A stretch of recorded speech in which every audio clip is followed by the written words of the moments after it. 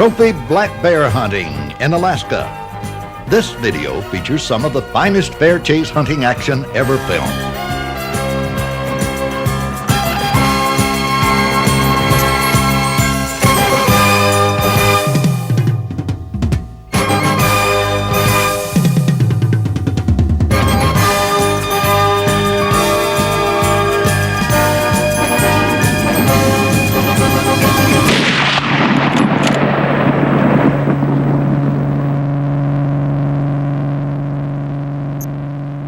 Alaska, the last vast wilderness of America.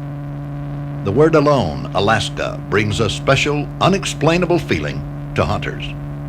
A gleam in the eye, wistful dreams, the ultimate ambition of many, a true wilderness hunt. Bob McGuire now finds himself a day late with a supply convoy of float planes attempting to join Jack Lape on a remote Alaskan lake.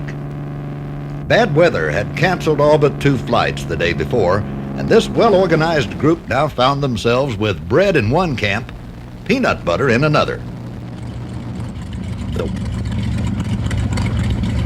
The weather came in before the last 3 planes got out. Jack and Bud had made do, pitching a tent on shore until help and supplies arrived. How was the evening?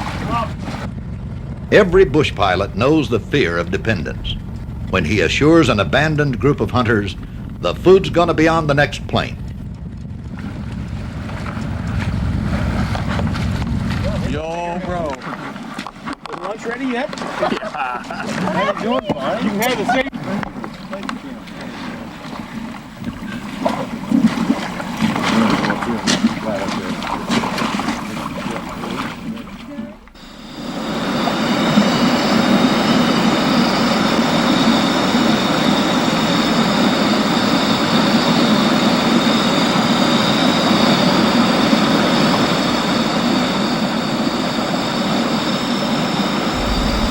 Even before camp was set up, the first bear appeared on the far shoreline, feeding on grass.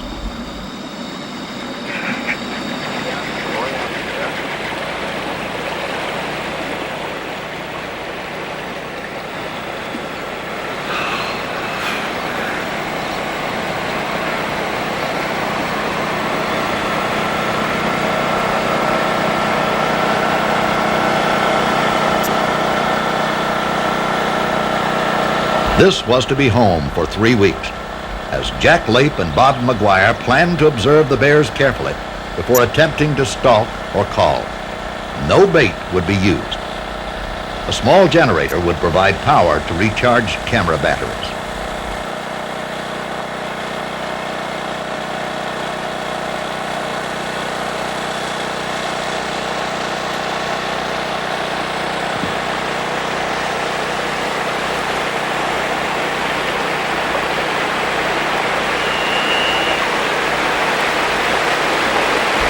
Fresh water from a melting glacier, water cold enough to refrigerate perishable foods. A comfortable camp in a remote wilderness.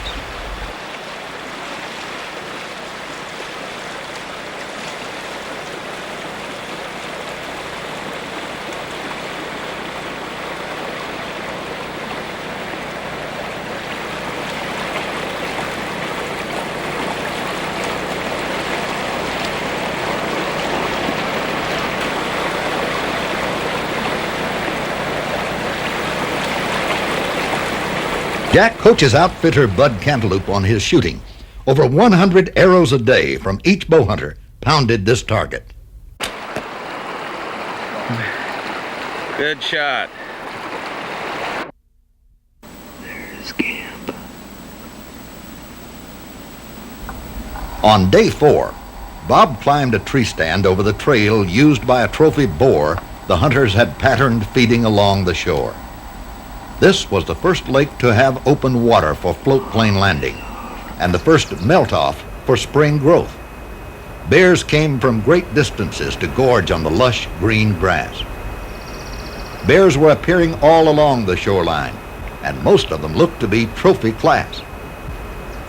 Jack was set up in a comfortable ground blind 200 yards away. Although small bears would occasionally appear along the shore, it was apparent that they were merely passing through.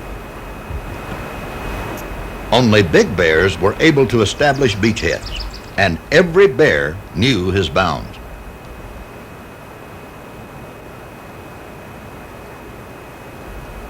This was also brown bear country, and Bob's heart pounded when the great brown shape came into view, until he zoomed in on a cow moose.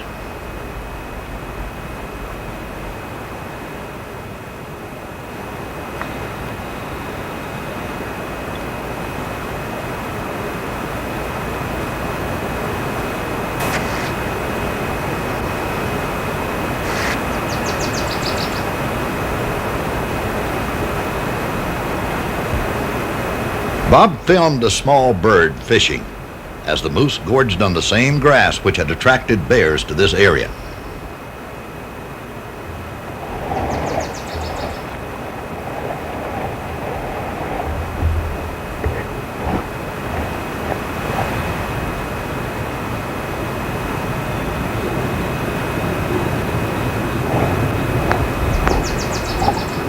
The moose was their only company this evening. The next day, Bob and Jack decided to let their tree stand cool off, and Jack accompanied gun hunter Bob Prisco across the lake. The sound you will hear is a mixture from Jack's camera, as well as a long-range camera set up in base camp over 2 miles away with a 58-power lens. This Alaskan bear hunt was a lifelong dream of hunter Bob Prisco, a dream that was fulfilled by a strange series of events. Some 6 months earlier, Prisco had found a road-killed Pennsylvania bear and had entered the ear tag number in the state lottery. The winning number, taken from the ear tag of a Pennsylvania bear, had paid for his dream hunt for an Alaskan bear.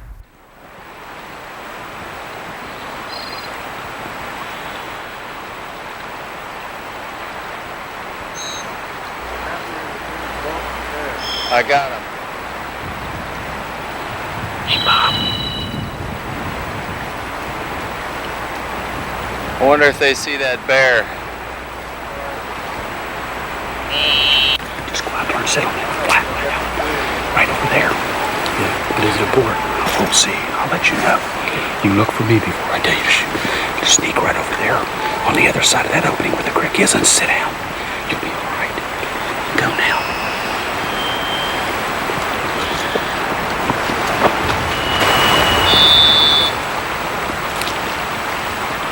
They did see the bear. Jack barked instructions to Bob as they positioned themselves for a shot.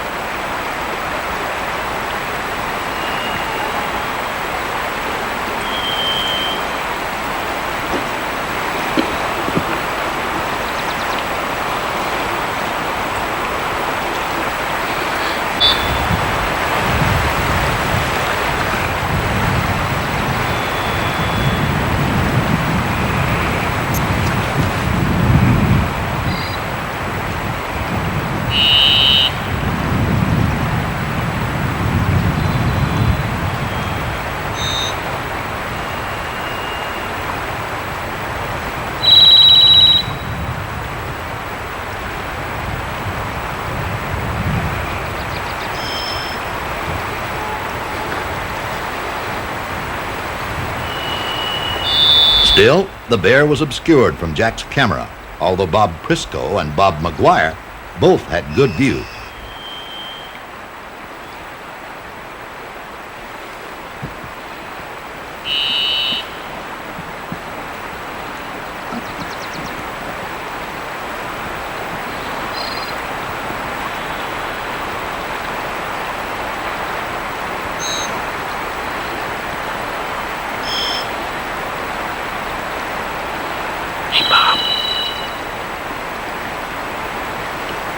Finally, Jack whispered, as the bear stepped out to the camera.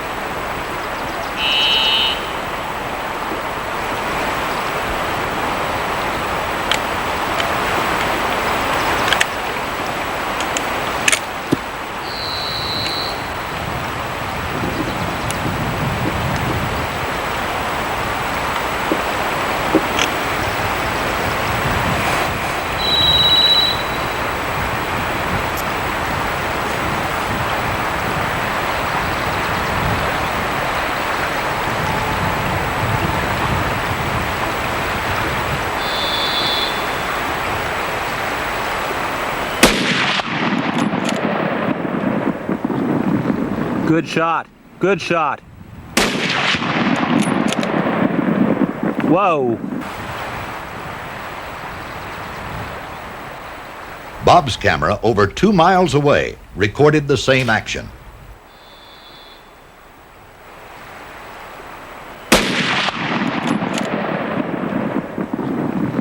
Good shot. Good shot. Whoa. Just wait a minute.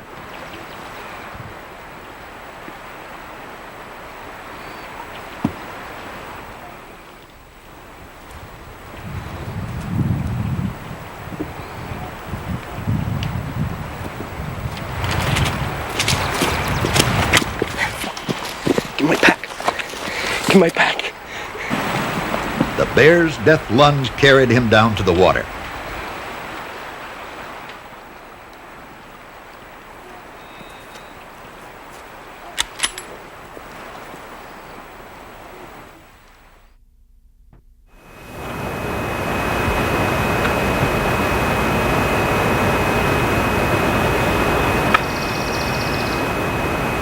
It was Bud Cantaloupe's turn now as Bob McGuire filmed a 3-hour stalk. Bob and Bud discussed landmarks and stalking techniques. That's about 5 yards. No, that's 10 yards. Bitch, that's awful close. How about this? You could come out here. I think you should get by the skunk cabbage. If you can work it, use your own judgment. When you get there, you probably see him right here in the clearing. You'll probably be in the clearing. There. This skunk cabbage right here. Oh, the next one.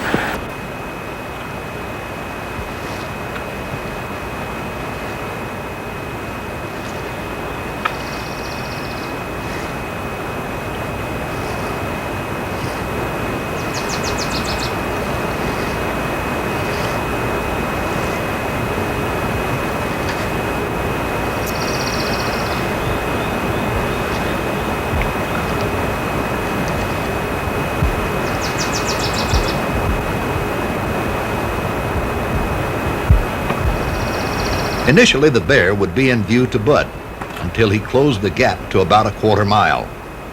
Then the bear would be out of sight and feeding toward Bud until the hunter got around a long inlet to a point of land. The general plan was for the hunter to initially move at a moderate speed until out of direct sight from the bear. Then a fast speed move up to the point where he could once again see the bear. The final 200 yards would require slow stalking, and hopefully the bear would continue feeding in Bud's direction.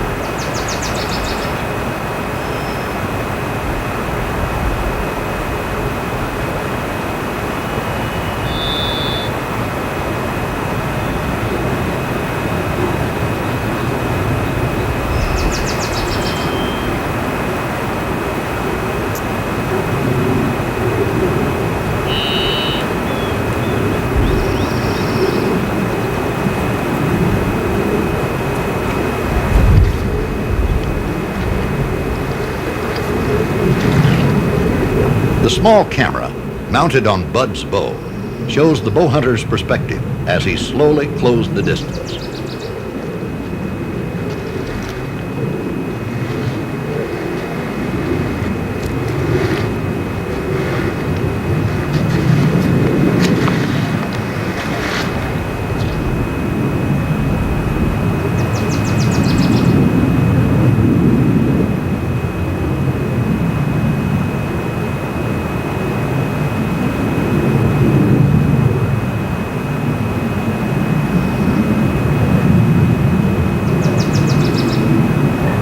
The wind was light and steady, blowing directly from the bear toward the hunter.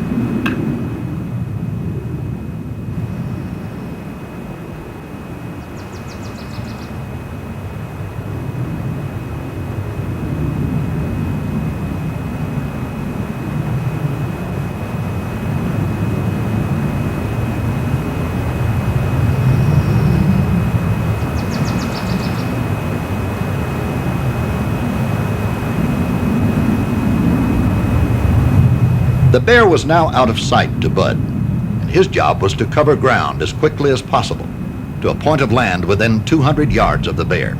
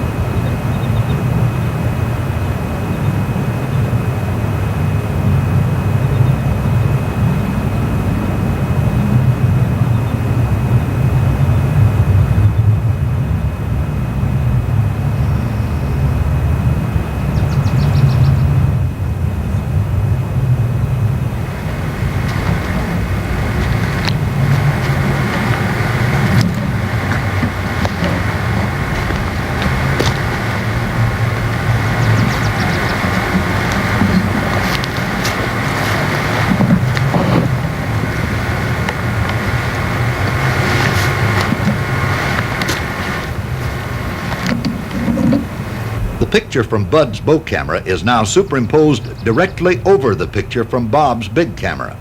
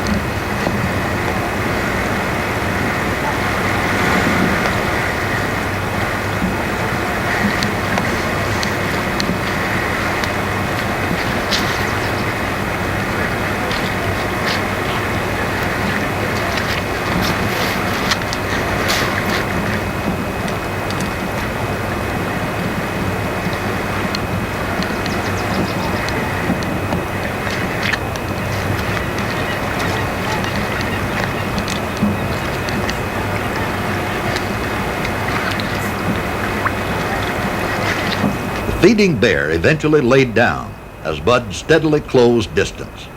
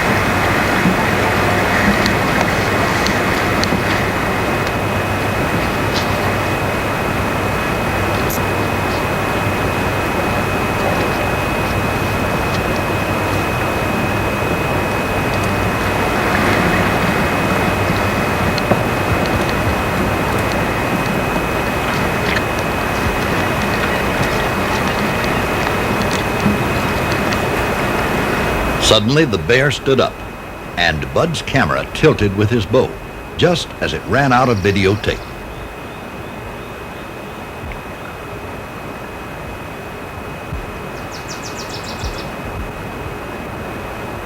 Although the camel leaf strips attached to the hunter's clothing appear outlandish, both the hunters and the camera crew soon learned the effectiveness of silhouette breakup when stalking bears. Many times, bears were encountered at close range, but the hunter was never detected.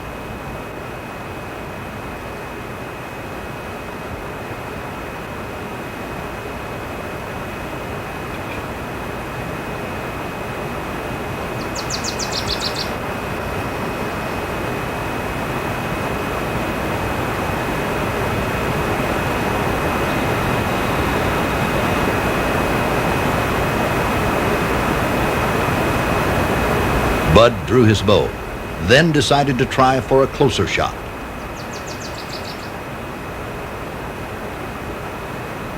Within 30 yards, and the bear appears uncertain of the human form.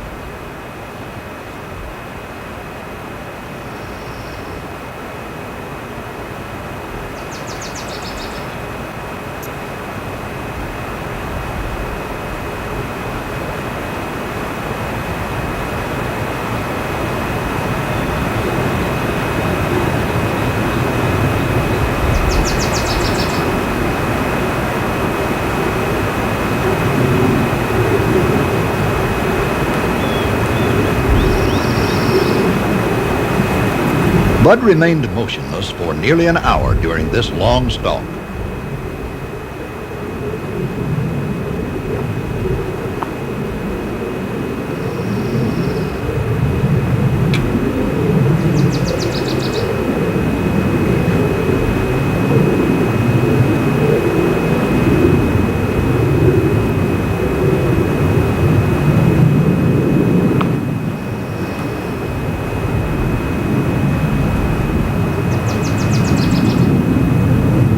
Finally, the trophy bear closed to within 15 yards, and Bud readied himself for a shot.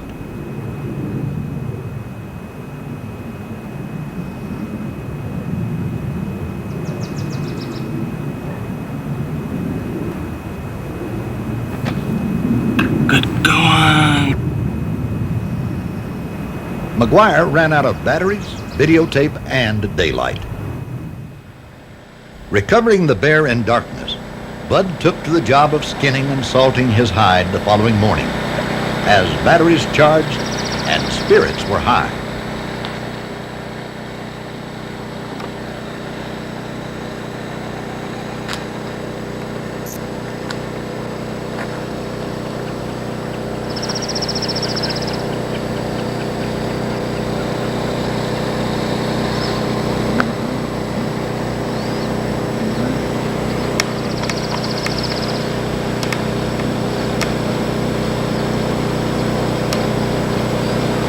Steady rain on day 8 called for charging batteries and bear watching from camp. Finally, when day 9 brought more rain, Bob and Jack decided to join the ever-present trumpeter swans at a location where a large bear had frequently been observed feeding in the rain.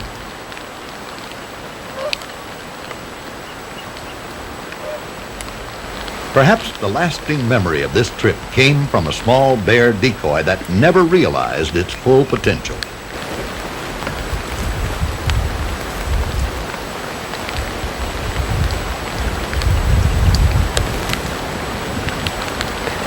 Bob first decided to imitate the screams of a young cub in an effort to attract the distant bear several hundred yards away. A small decoy would serve as that extra enticement if the old boar ever approached close enough to see it. You see the bear?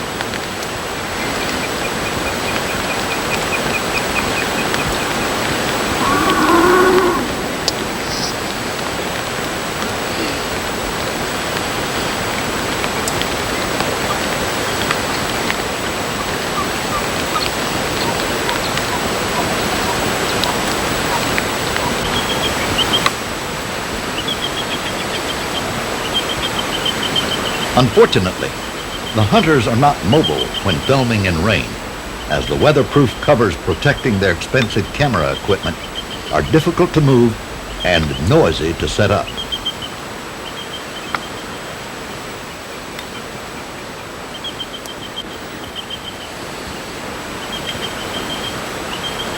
Jack was hidden beneath a wet deadfall in 6 inches of mud. After observing no response to the cub squalling, Bob decided to try a deer fawn cry. The hunters eventually had their greatest success in calling bears by using these deer sounds, even though there were no deer in the area. At darkness, the hunters carefully hid their small bear decoy beneath a camel cloth, only to have the old bear dig it out and tear it to pieces. On day 10, Bob and Jack set out after an exceptional boar, which they had twice observed feeding in a protected cove across the lake. This is called a Zodiac stalk. And it's gonna work because we're doing it the Western way. With the sun at our back. By placing Good the low job, sun Jack. directly behind them, the hunters were obscured from the bear. There's a little indentation right there in front of us. Dead in front of us, it'll hide the boat. Yeah, I see it. That's where that bear's been coming in now, just to the right of that. Bob was now filming with a small camera he would later attach to his bow. The large camera would be shouldered by Jack after they landed their Zodiac inflatable boat. One of the hunters' problems was in working their way through the trumpeter swans. Careful maneuvering finally opened up a path for the Zodiac without alarming the swans.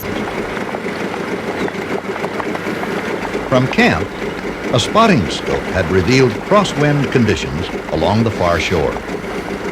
Slowly, ever slowly, the hunters motored up to within a mile of where the big bear was feeding. We got a chance at that bear. Look at that terrain.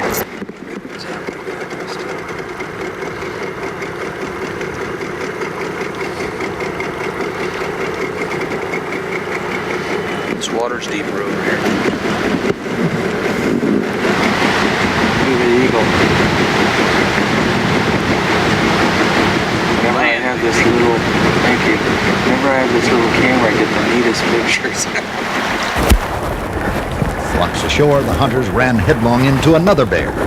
Bob had stopped to glass an area where a smaller bear had been observed feeding several times in previous days.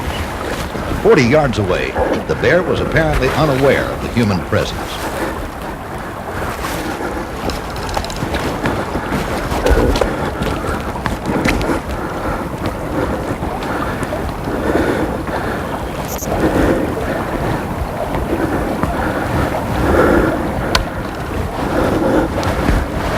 It was now a intense waiting game, as the hunters did not want to alarm this bear, but were in danger of losing daylight.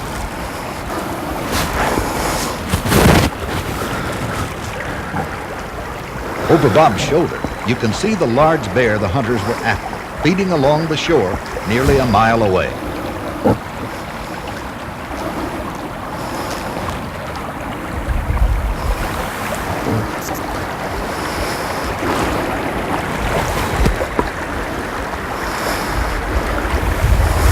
You see him?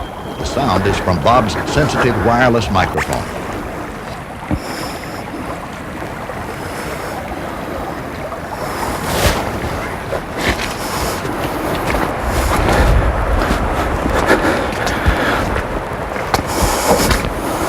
He moved back.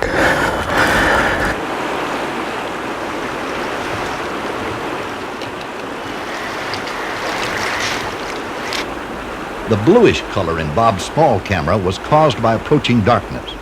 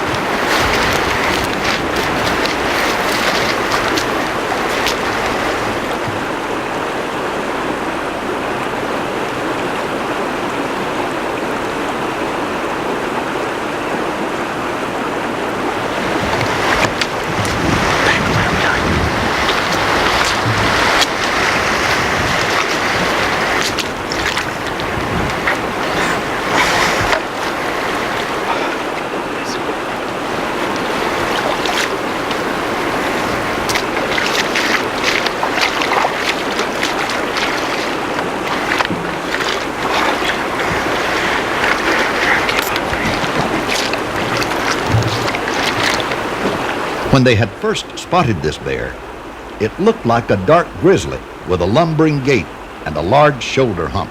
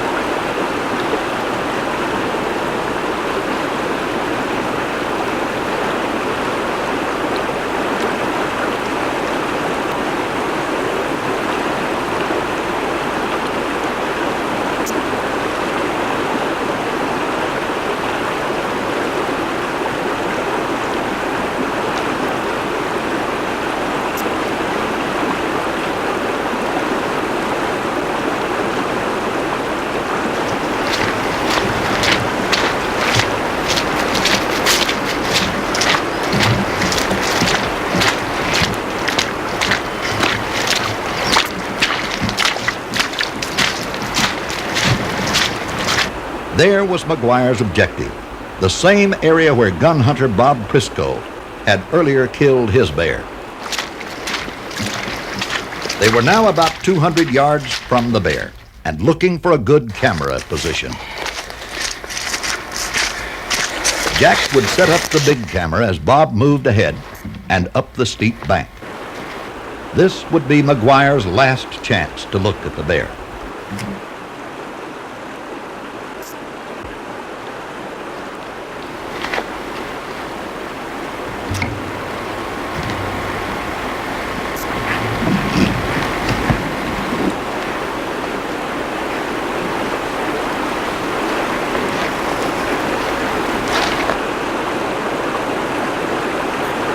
About 30 minutes had passed, and Bob was now hidden along a steep bank up about 15 yards from the shoreline.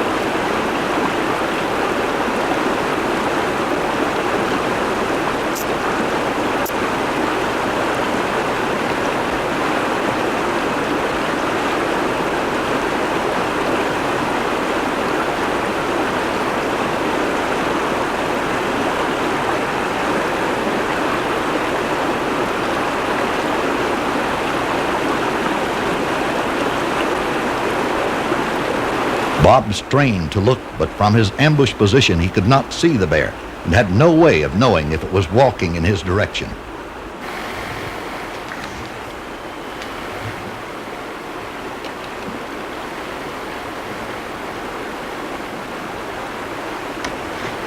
Still, they had watched this bear before, walking the shoreline after grazing at that favorite grass patch.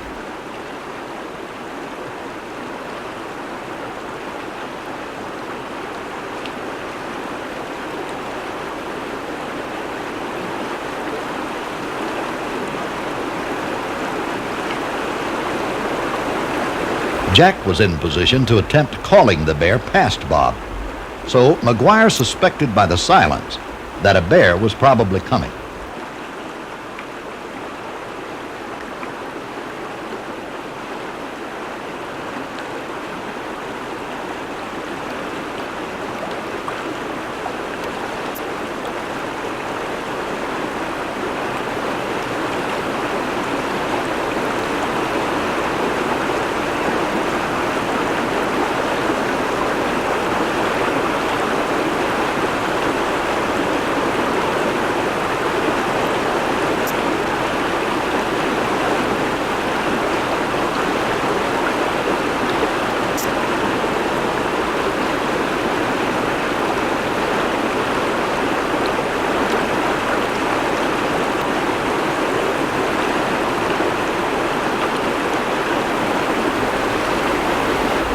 The bear was within 20 yards when it silently appeared in Bob's camera.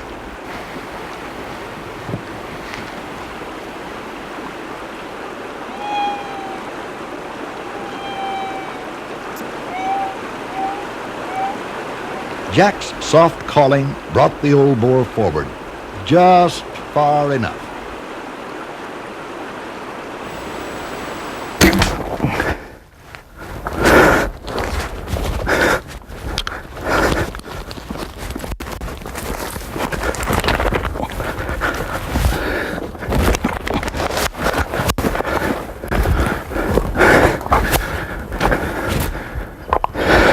Did you get it?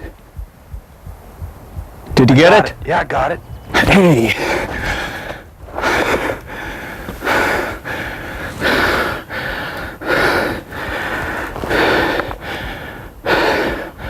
What? It took McGuire several seconds to realize that Jack's frantic hand signals were to alert Bob to a second bear approaching along the shoreline. Perhaps attracted by Jack's call, perhaps merely following the first bear. Bob immediately nocked his arrow, initially thinking this might be the bear he had just shot. Apparently smaller than the first bear, this bear also looked to be record class.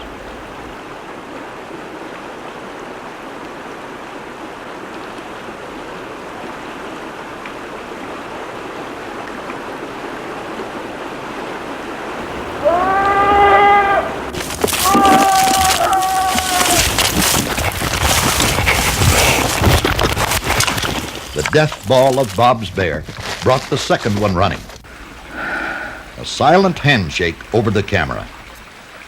Before the shot, the bear had barely stepped into Bob's first sight window when it suddenly turned back toward the bow hunter. Shooting just as the bear completed its turn, Bob's arrow had entered high and forward, passing through one lung and the liver. The arrow was recovered when the bear turned to run up the steep bank.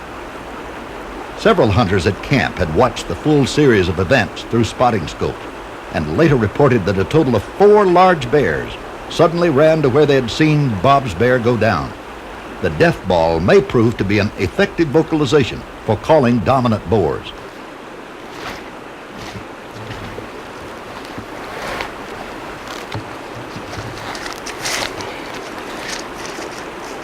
After several seasons of filming and not hunting, Bob was ready to tag the 4th Pope and Young record book bear of his hunting career.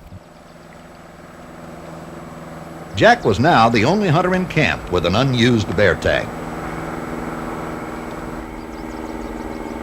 Spirits ran high as McGuire set up a camera blind at a location where he could film a bear they had frequently observed feeding along shore near camp. Several other hunters from camp joined Bob in the blind to watch Jack's stalk. Jack was in a location where he would not be able to see the bear when it first appeared. Bob would see the bear first and would signal after he started filming. After nearly 15 years of hunting together, Bob and Jack had no trouble communicating. Jack was still not in position to actually see the bear.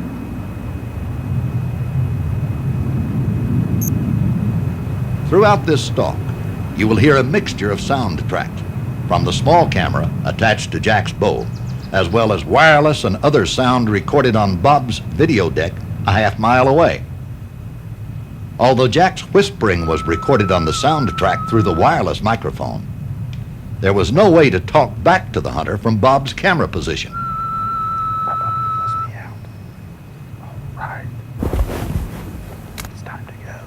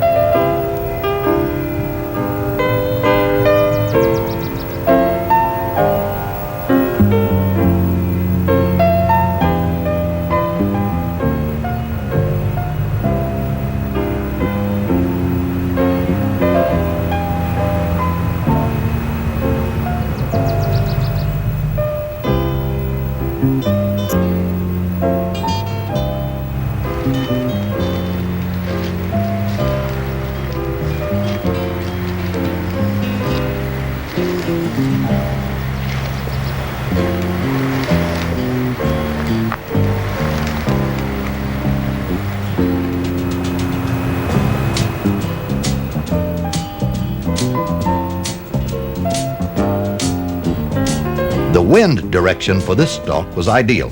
crosswind until Jack reached the inlet. Then the bear would be upwind for the final 100 yards.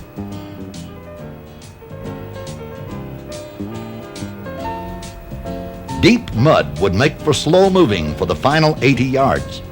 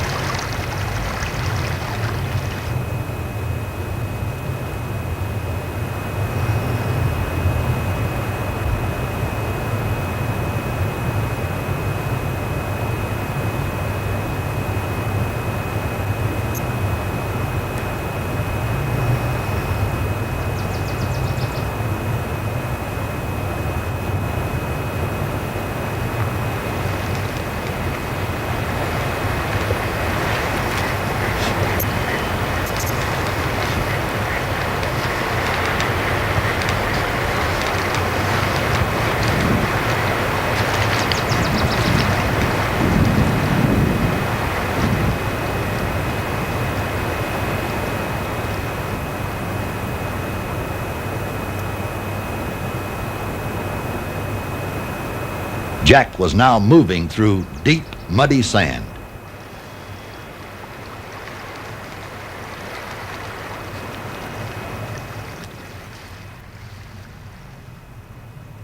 The hunter was now losing ground as the bear was actually feeding away at a faster speed than Jack could stalk through the slurpy muck.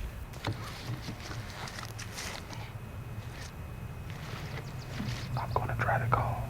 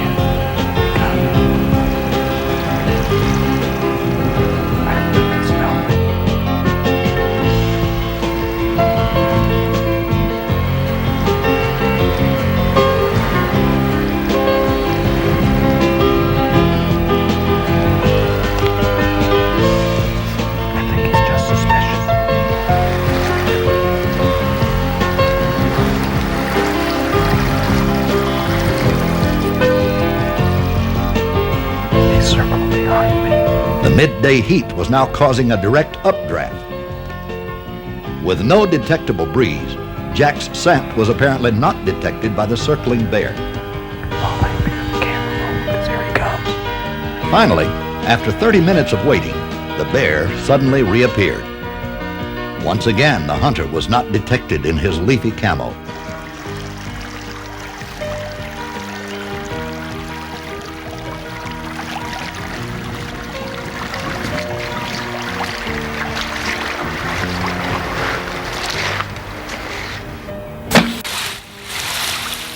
Got him. Nice bear. Bob, did you get it? This was Jack's first Alaskan black bear, and his second bear entry into the Pope and Young record book. Great job. Oh, my head. I didn't think I got clear through, and there was sticking that far down in the muck. Upload. Oh, God. That bear walked out on me, and all I could say is, I hope you got the camera up. Oh, barely was able to get it up. I didn't know what else to do. I kept looking down. I knew you were over it, and I thought you was, but I didn't have any other choice.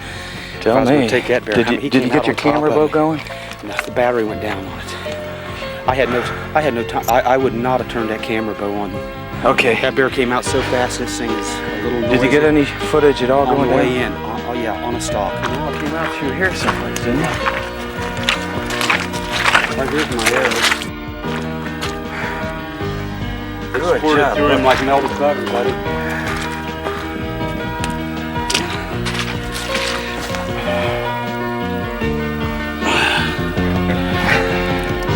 I'm using the big Rockies 3-blade. Looking good. Back in the old quiver, huh? I can shoot that one again. Just put some more blade. Okay, my bear went up through here.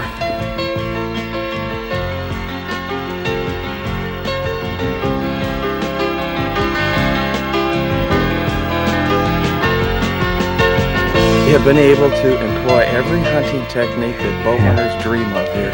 Calling, stalking, patterning. You look at the bears, you pick out the bear that you really want to make an effort on, and you single them out and have good chance of killing them. That's right. That's Real different. good. Real good. This is some kind of place.